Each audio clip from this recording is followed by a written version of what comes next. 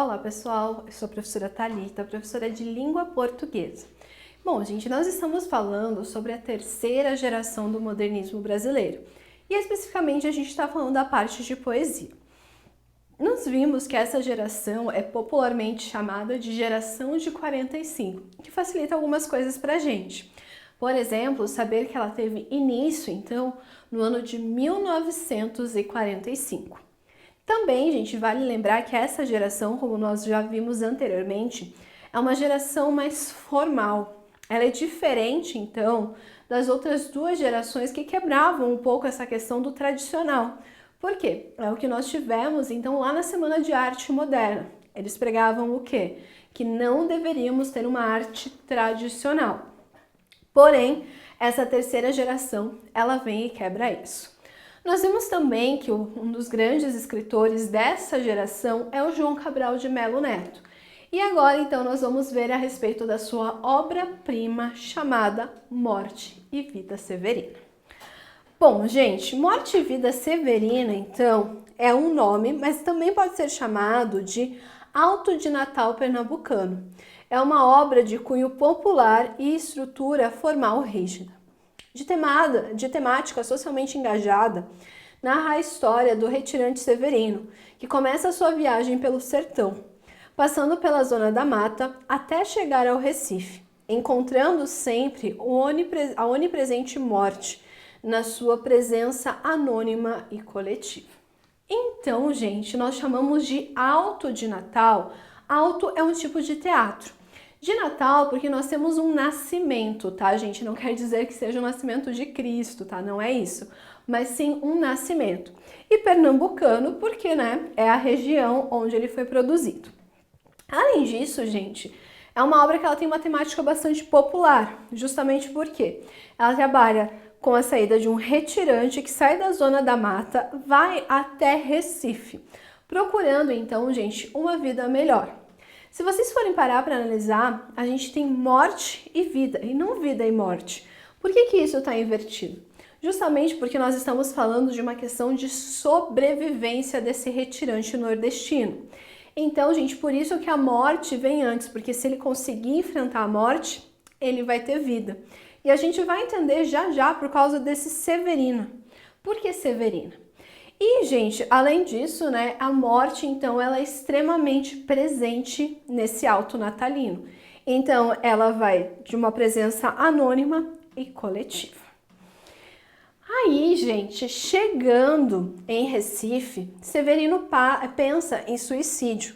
Entretanto, no final, o nascimento de mais um Severino, filho de José, mestre Carpina, faz a esperança ressurgir. Ou seja, gente, Severino é o nome do personagem, então, principal desse poema, que é um poema narrativo. E, gente, esse Severino, então, é porque todos na história, praticamente, se chamam Severinos. Então, a morte, ela é severina por quê? Ela está muito presente na vida de todos eles, então, por isso que ela recebe esse nome. Então, a gente tem como se fosse uma personificação da morte aqui nesse livro. Além disso, gente, aqui nós temos então ao final o nascimento de mais um Severino, mais um sofredor então, que é o filho do José, que é carpinteiro. Gente, as histórias são parecidas, porém eu não estou falando da história de Jesus, tá bom? É sempre bom reafirmar isso. E, gente, esse nascimento é a simbologia então da esperança, justamente porque a esperança renasce juntamente com o nascimento dessa criança. Então, a gente tem um trecho aqui de Morte e Vida Severina. O retirante explica ao leitor quem é e a que vai. Meu nome é Severino. Como não tenho outro de pia, como há muitos Severinos que é santo de Romaria, deram então de me chamar Severino de Maria. Como há muitos Severinos, com mães chamadas Maria, fiquei sendo o da Maria do finado Zacarias. Mas isso ainda diz pouco. Há muitos na freguesia, por causa de um coronel que se chamou Zacarias e que foi o mais antigo senhor dessa sesmaria. Como então dizer quem falo? Era a vossas senhorias? Vejamos, É o Severino, da Maria, do Zacarias, lá da Serra da Costela, limites da Paraíba. Mas isso ainda diz pouco, se ao menos mais 5 havia com o nome de Severino, filhos de tantas Marias, mulheres de outros tantos já finados Zacarias, vivendo na mesma serra magra e ossuda em que se vivia. Somos muitos severinos. Então aqui, gente, nós percebemos que esse Severino é esse homem nordestino que sofre então com essa seca, com essa situação de não ter uma identidade muitas vezes. Então justamente ele fala, né, que o nome dele é Severino de Pia, porque ele está falando da pia do batismo, tá? Então é o nome que ele recebeu de batismo. E além disso, gente, ele tenta explicar a origem dele. Então ele é o Severino de Maria, do finado Zacarias, né, lá da Serra da Costela, limites da Paraíba. Ou seja, nós temos aqui, gente, várias e várias coisas para fazerem, então, referência a esse Severino. E, gente, esse daqui, então, é o começo do livro, que continua. Iguais em tudo na vida, na mesma cabeça grande que a custo é que se equilibra, no mesmo ventre crescido, sobre as mesmas pernas finas, e iguais também porque o sangue que usamos tem pouca tinta.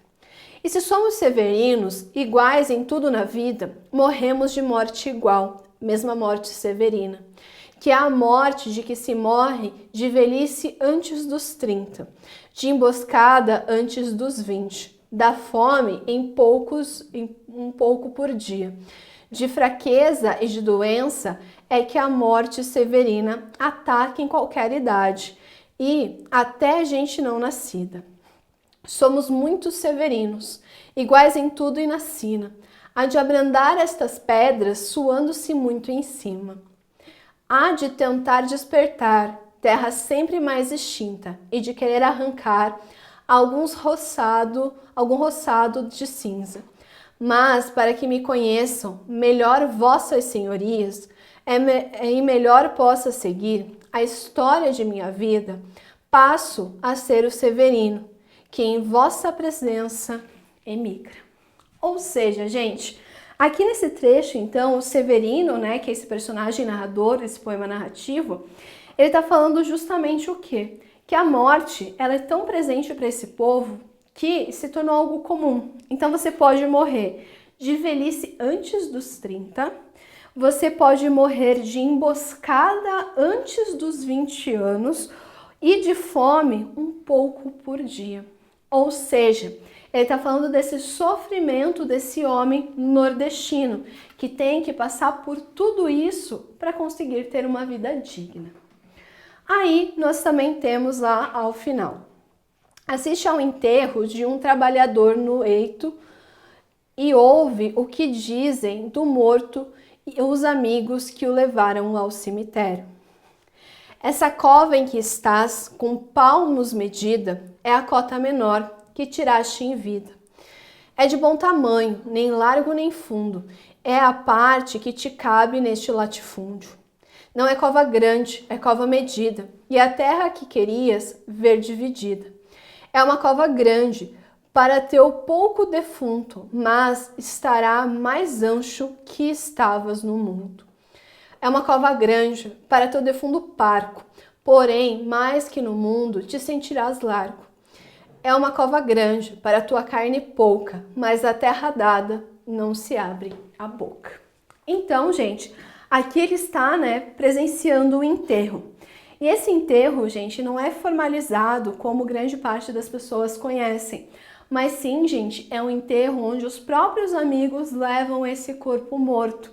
E esse corpo morto, gente, eles fazem então uma vala para poder enterrar este corpo e, gente, eles ficam falando, mas essa vala é grande, mas essa vala é pequena. E, gente, essa morte, ela vai estar presente na vida do Severino, toda essa transição dele, do interior até Recife. Tanto que quando ele chega em Recife, ele se apoia no muro de um cemitério. E lá ele acaba escutando os coveiros conversando e falando, esses retirantes, eles vêm aqui só para dar trabalho pra gente. Então é nesse momento que ele pensa em suicídio, quando ele ouve então essa conversa entre os coveiros. E ele sai sem rumo, e a única hora que ele realmente decide não fazer isso é quando ele está conversando com José e vem avisá-los, e alguém vem avisá-lo então que seu filho havia nascido. Bom, gente, espero ter ajudado vocês com mais uma aula de língua portuguesa. Até a próxima!